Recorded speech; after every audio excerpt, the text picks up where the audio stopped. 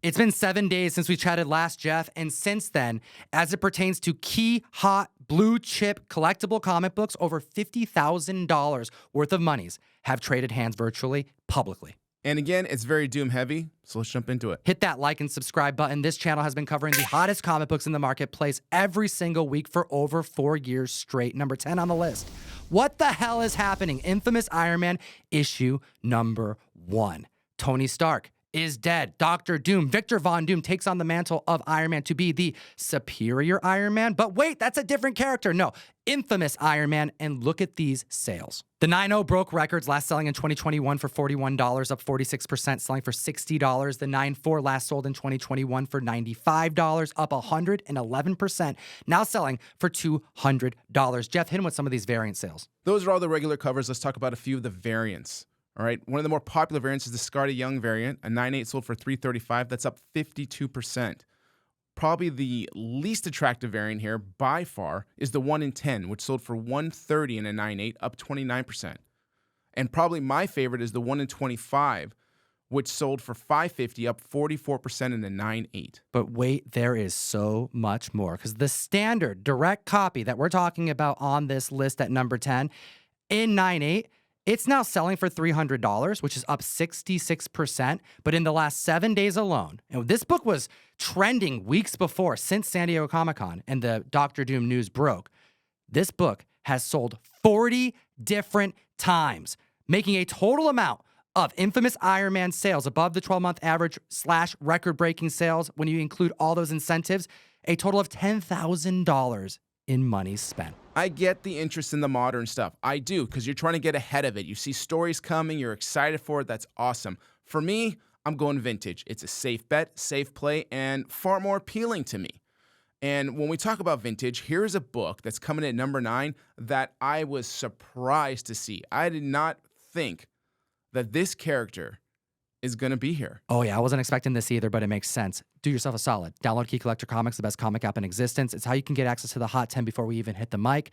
This is available on both Androids and iPhones. I use this app every single day, and you should too. If you're going to spend money and invest and speculate, or you're just looking to collect or get reading order of popular runs, you can download Key Collector Comics. Use code TOM101. You support the show. It gets you 2 free weeks of an app. That's like 98% free for you to enjoy. And number 9 on the list is Ghost Rider 1. I can only speculate that the reason we're seeing a little more buzz on this is because there was a post by Marvel on Instagram of a concept art where they had Ghost Rider in it, along with Elektra, along with the Human Torch, and other characters we saw in the Wolverine and Deadpool, where allegedly he was supposed to be in the movie. But due to the rights between Sony and Marvel and Disney, yada, yada, yada, we didn't get what we really wanted. We heard about Nicolas Cage, who's doing Spider-Man Noir, so he's definitely down to do superhero stuff. He loves comics. That he was actually going to reprise the role of Johnny Blaze in Deadpool Wolverine. We also heard rumors about Ryan Gosling being in line to portray Johnny Blaze. Is there any other superhero that the MCU has that could be as big as bringing in the spirit of vengeance? Maybe Silver Surfer? I can't think of many other characters, if any, at the moment, because we're talking about a comic book character who first appeared in Marvel Spotlight number 5. And that book is considered one of the top 5 Bronze Age books to own. So now we're seeing Ghost Rider 1 on here, which is almost a cover swipe done by Gil Kane when the original one was done by Mike Ploog. You tell me which one you like better. And the sales, we might not get them in the movies the way we want to, but if you want to get them on paper, let's get them through this comic book right here with the sales that we've seen. We just saw 4.0 sell for $300. That's up 5%. A 5.5 had a year high of $400. That's 22% up. The 7.5 sold for $550, up 4%. And the 8.0 sold for $670, up 9%. Clearly, Marvel Spotlight 5 would be the pinnacle book, but if you can't get that, get yourself a Ghost Rider 1. It's extremely affordable, and clearly the market is showing how many people want to get into this book for a character that's probably going to appear at some point. Which now brings us to number 8 on the list with Hulk number 1, first cover appearance of the Red Hulk. The trailer looks pretty good. We actually see Harrison Ford go full Red Hulk. You see his face. You see that you have U.S. Agent also playing a role in this film. We got Contessa Valentina Allegra de Fontaine bringing him in because she's going to be leading the Thunderbolts. So there's going to be some Thunderbolt connections. We got Adamantium connections, and we got a whole mess of sales over the last week. The 9.0's up 12%, 9.4 38%. 4 different 9.6s outsold the recent 12-month average. The highest for an increase of 26%, selling for $170. And get this, the 9.8 had 10 different copies outsell the recent 12-month average for an increase of 23%, the height being $325. A far cry from its heights of $750, but clearly the marketing plus the San Diego Comic-Con interest has piqued this book's interest over the last couple weeks. I am not 100% sold on this movie, but I will tell you what excites me the most are the Red Hulk clips that I'm seeing. And the fact that Harrison Ford is playing this, such a legendary actor, and Disney's recognizing that because he just got the Disney Legend Award, okay, for his roles as Han Solo, Indiana Jones, and again, as the Red Hulk now.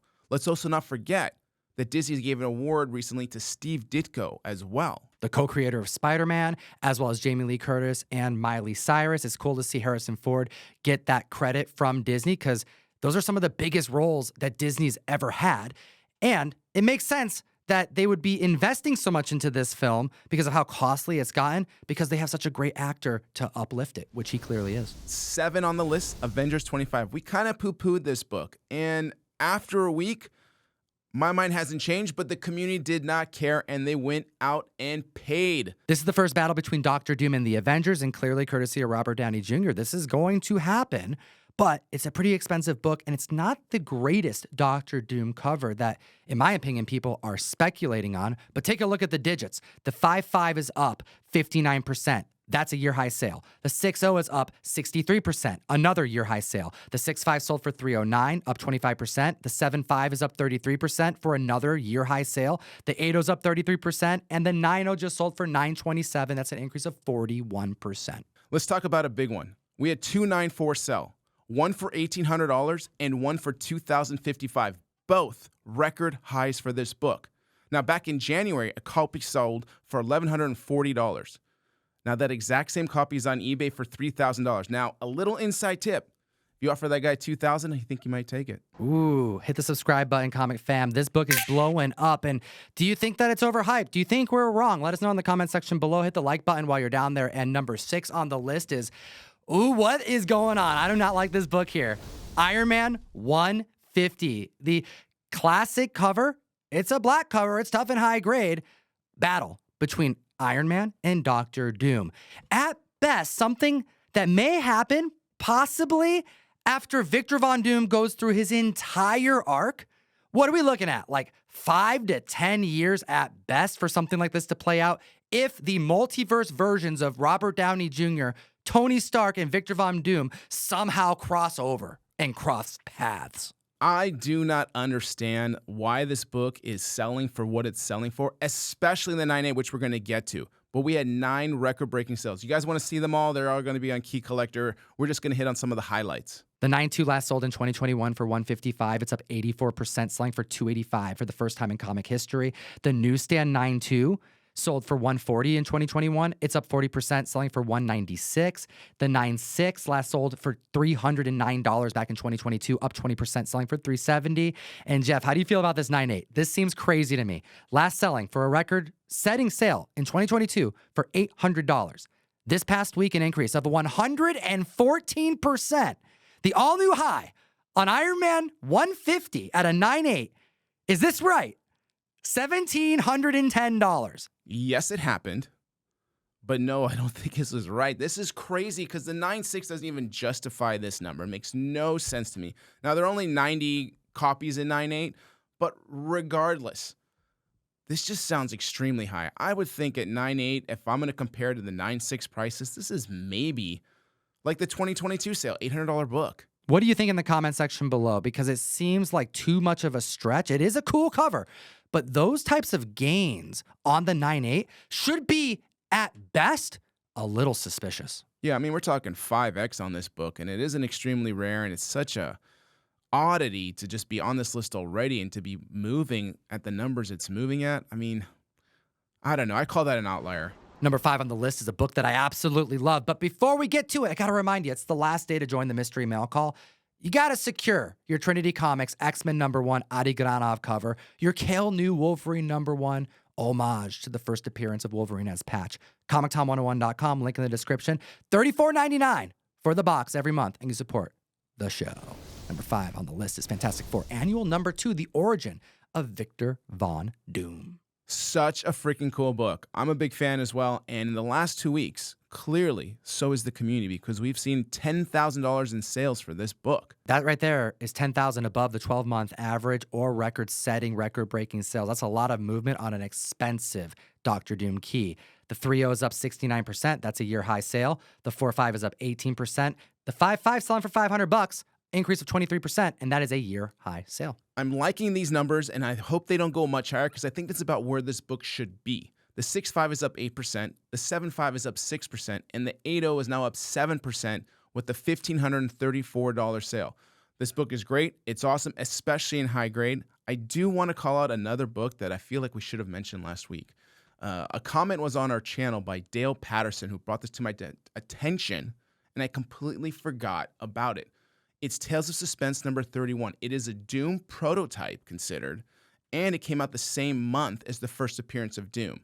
I think we should keep an eye on that book as well. If you're a collector, that's kind of probably where I would go. I love the prototype issues. If you're not too familiar with them, go ahead, Google them, check out Key Collector, and see what this book looks like. This book is so tough and high grade. To give you some perspective, between an 8.0 and a 9.0, one full grade point above, you're looking at having to spend $3,000 more.